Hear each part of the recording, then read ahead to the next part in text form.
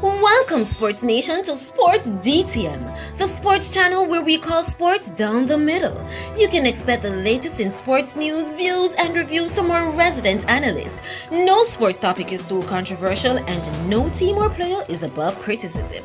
So just smash that subscribe button and ring that notification bell to make sure you don't miss out on our balanced offering of riveting sports content. And don't forget to like, share, and leave a comment below. Welcome to Sports DTM. Speaking with team manager Roy Simpson. Roy, you have been to quite a few World Cups. How do you compare this one to those in terms of management of the team and how the players have done? I think what is happening now with regards to this team, you have a number of players who have already participated in a number of Gold Cups too. So what that does, it makes the whole management of the activities of the tournament much easier because everybody would have been somewhat familiarized with how the operations are based on previous tournaments.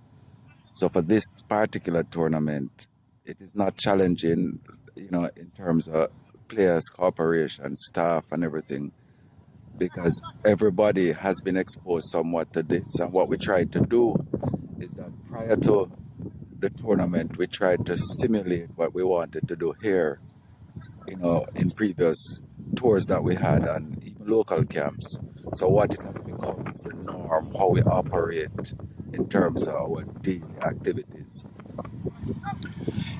I have been to World Cups too, quite a few myself, and I have seen where there have been little sniffles here, little strife, problems, but I'm not seeing it around this time. What would you put that down to? No, I think before we arrived, for the Gold Cup, we had a number of meetings with staff, players, though mostly virtual, and we made a commitment as a group, as a family, that we wanted to come to this Gold Cup because we believe that we should win, and the focus of everybody is just to make this happen. So yes, there are going to be situations that would want to seem to derail us, but what we have done as a group is that whatever hurdle we are faced with together, we go over it and move on. But again, it's just a whole focus and commitment to everybody and the responsibility that we take seriously to the people of Jamaica and football in general. The negotiations that took place earlier in the year and the agreement that was reached, would that have played a part though? No, I don't think so. I think I've always maintained that I've been around the unit for some time, and I've always said that what persons must demand what they think they're worth. Now it is the ability to who has engaged you to pay. And I think the players understood that. I think the negotiations, for me, I think, yes, there were times when you felt, there would not have been an agreement, but I knew that the ultimate motivation of these players is to do well and to represent the country. And I think that is what you're seeing playing out now, because a number of persons in the initial stages of the negotiations were, wondering if or which player would have been here.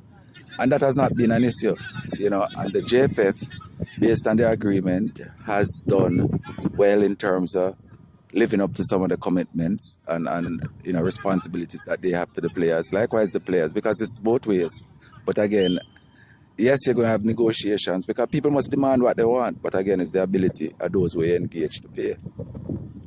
So, based on what has happened, what would you say? How would you gauge it? If you were gauged out of 10, the team itself, how they have managed themselves, JFF, how they have managed themselves. I have always been one. I don't believe in terms of grades, because you're going to grade a man on a particular day, and that's not going to be his overall average. What I'll say is that both parties, players, staff, the JFF in general, we have all come to the realization that our greatest responsibility, whether we have our own personal motivations and goals, is to the people of Jamaica. And if we're going to say that we play football for the people, ultimately, whatever decision we make or whatever we do must be for the people of Jamaica. And I think it wasn't about the money, it wasn't about the players or the JFF. It was just our responsibility and understanding what football means to the people and the impact it has when we are successful. Clearly, this agreement makes life a lot easier. I wouldn't say that. You have marriages where you have agreements and people end up divorced. So, you can always, yes, in principle, you have agreed. But then again, persons can feel after a while, after the agreement, that they have been shafted. That is not the case. I think what makes life easier is that everybody understands their responsibility to the people of Jamaica and everybody has committed to that.